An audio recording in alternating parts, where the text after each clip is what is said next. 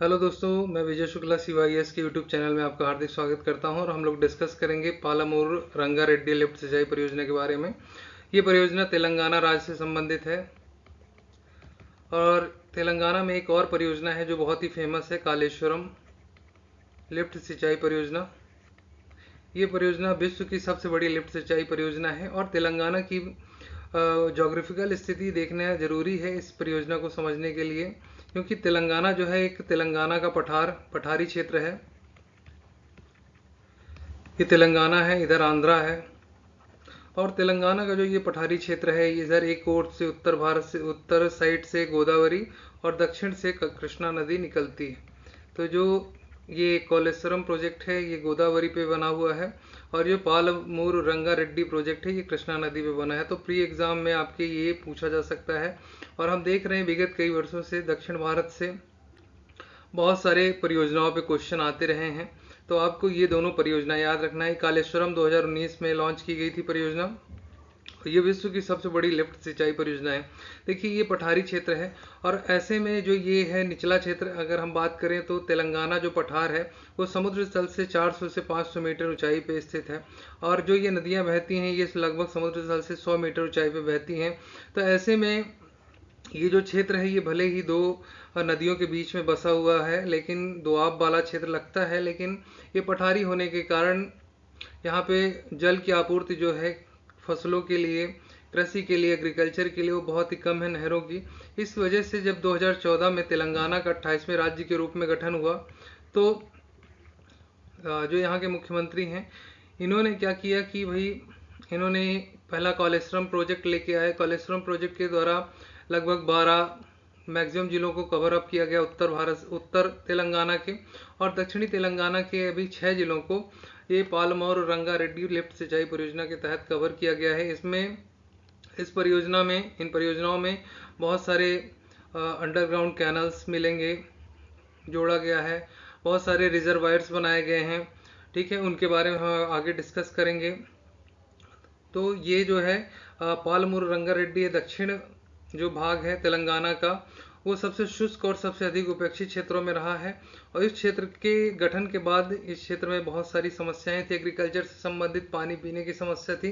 तो श्रीशैलम जो कृष्णा नदी पे रिजर्वायर है उससे पानी उठाते हुए लगभग 6 जिलों पे अलग अलग जगहों पे पानी को लिफ्ट के माध्यम से उठाया गया है, पंपों के माध्यम से, और उठाते हुए इसे 6 जिलों तक कवर किया गया है। तो आगे हम डिस्कस करेंगे इन जिलों के बारे में। देखिए दुनिया की सबसे शक्तिशाली यहाँ पे प्रति 145 मेगावाट के 41 पंप लगाए गए हैं जिन्हें बाहुबली पंप कहा गया है।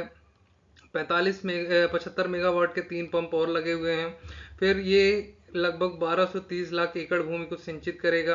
तो बृहद परियोजना है, 1226 गांवों को पानी पीने के लिए मिलेगा और एशिया का सबसे बड़ा एदुला पंप हाउस सर्ज पूल है। सर्ज पूल का मतलब होता है, देखिए जब आप ये रिजर्वायर बना लिया और यहाँ से पानी नीचे स्लोप में डालते हैं और ये टरबाइन मान लीजिए लगा हुआ है, तो जब टरबाइन मान लीजिए कभी आपको बंद करना हुआ तो ये जो प्रेशर यहाँ पड़ता है तो इस प्रेशर से पाइप फट सकता है।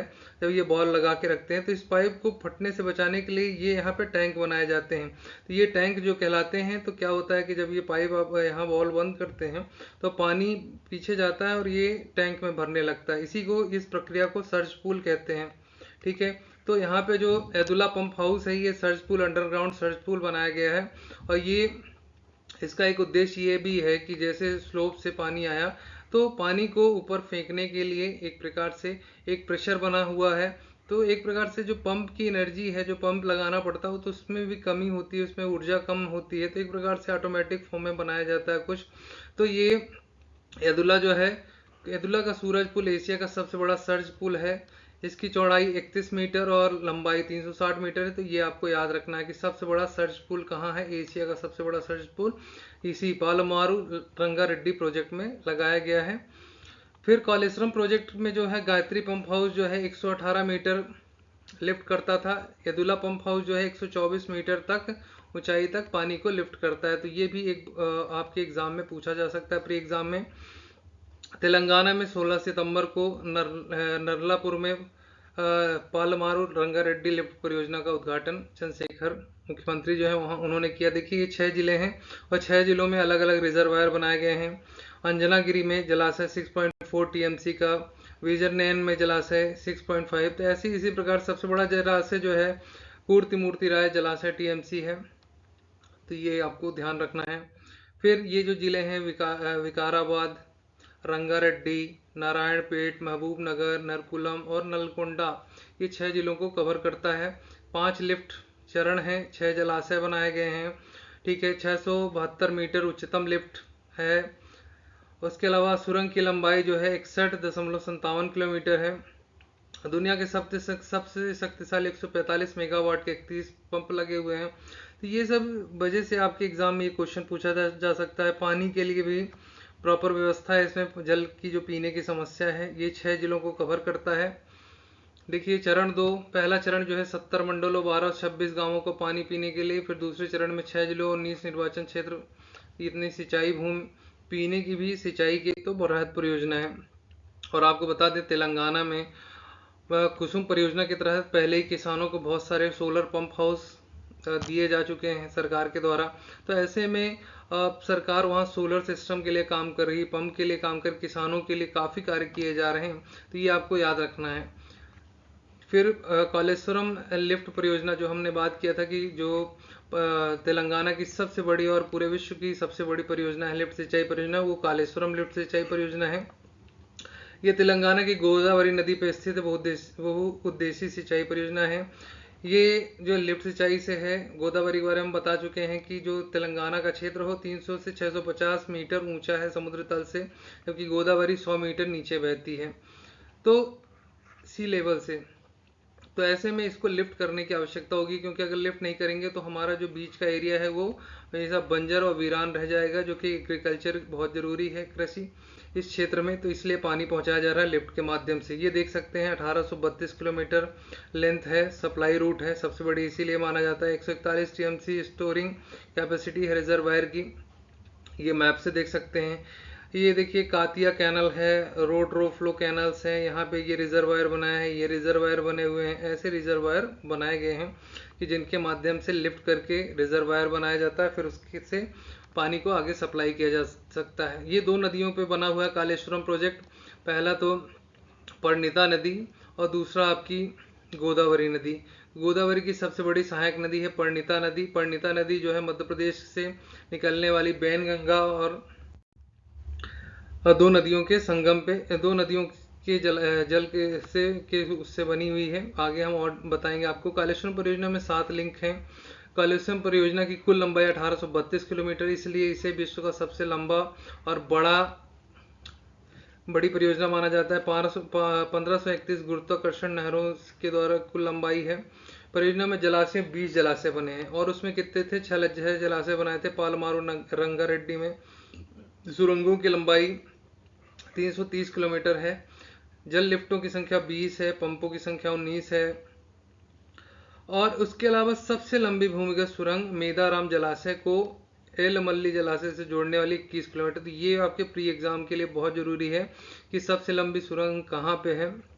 नहर सुरंग है, भूमिगत नहर सुरंग कालेश्वरम प्रोजेक्ट से संबंधित है। इस परियोजना में सबसे दूर बिंदु जो है नारकेटपल्ली है, 500 किलोमीटर दूरी पे स्थित है। तो ये याद रखना है। ये आप इस तरह के देख सकते हैं, ये रिजर्वायर्स हैं, ये रिजर्वायर्स हैं।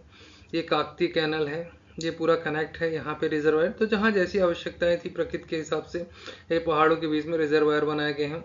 विश्व के सबसे लंबी पानी सुरंगों से, एक्वा नलिकाओं से, भूमिगत वृद्धि पुल से और सबसे बड़े पंपों के साथ ये रिकॉर्ड बना हुआ है कि सबसे बड़ा कालेश्वरम लिफ्ट सिंचाई परियोजना है। 2019 में ये कंप्लीट हो गई थी। इस परियोजना के तहत कोड्डा पोखमा जलाशय के पास 618 मीटर ऊंचाई पर पानी आपूर्ति की जाती है। तो 618 मीटर तक ऊंचाई पर पानी पहुंचाया जाता है, तो ये आपको याद रखना है। फिर देखिए सरकार वहाँ तेलंगाना सरकार ने, जैसे हमने बताया कुसुम परियोजना, ये तो सेंट्रल गवर्नमेंट की परियोजना है जिससे सोलर पंप किसानों को प्रोवाइड कराए जाते हैं।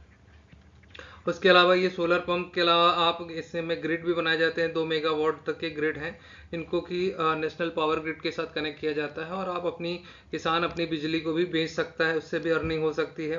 फिर मिशन काकती जो है तेलंगाना सरकार द्वारा शुरू किया गया था। इसका उद्देश्य था राज्य के छोटे और सीमांत किसानों की सहायता प्रदान करना, जल टैंक और अन्य जल भंडारण संरचनाओं के लिए कायाकल्प बनाना। तो ये काकतीय प्रोजेक्ट याद रखना है। तो इस जो कालेश्वरम प्रोजेक्ट है, तो इसी का एक प्रकार से ये काकतीय प्रोजेक्ट को फुलफिल करने के लिए ऐसे लिफ्ट सिंचाई परियोजनाएं लाई गई। ठीक है। मिशन भागीरथ, भागीरथ का मतलब जल, देखिए वहाँ पे बड़ा ऊंचाई क्षेत्र है, पठारी क्षेत्र है, तो यहाँ पीने की पानी की भी आवश्यकता है। तो गांव और शहर तक नल पहुंचाना, सुविधाएं पहुंचाना पीने के पानी को। तो 20 लाख ग्रामीण इलाकों, 60 लाख जो है शहरी इलाकों में लोगों को पानी के माध्यम से गोदावरी और कृष्णा नदी का जल पहुंचाया जाता है। देखिए एक और चीज बता दें आपको कि कृष्णा और गोदावरी को लिंक किया जा चुका है। ठीक है, तो ये भी आपको याद रखना है। पोल्लावरम प्रोजेक्ट जो आगे हम बात करेंगे, ये आंध्र प्रदेश के प्रोजेक्ट हैं। आंध्र प्रदेश में ही गोदावरी और कृष्णा को लिंक कर दिया गया। क्या है कि ये जो भाग है ऐसे है, तो यहाँ से आपका तेलंगाना है, इधर आपका आंध्रा है। तो जब नदी यहाँ आती है तो इसके जल को ऐसे भी लिफ्ट कर लेते हैं इधर से भी। तो ऐसे में जो जल बचता है तो इन दोनों को अगर मिला दिया जाता है, और अन्य दक्षिण भारत की नदियों को मिलाने की बात चल रही है। तो जैसे क्या है कि अभी ये जाके तो समुद्र में गिरना है, इससे समुद्र से गिरने से पहले इसके जल का भरपूर उपयोग किया जा सके। ठीक है, क्योंकि आंध्र का भी उत्तरी भाग जो है पठारी भाग है, ऊंचा है, तो यहाँ भी पोल्लावरम लिफ्ट सिंचाई परियोजनाएं चलाई जा रही हैं। पोल्लावरम के तहत ये देखिए रिजर्वायर बनाए जा रहे हैं।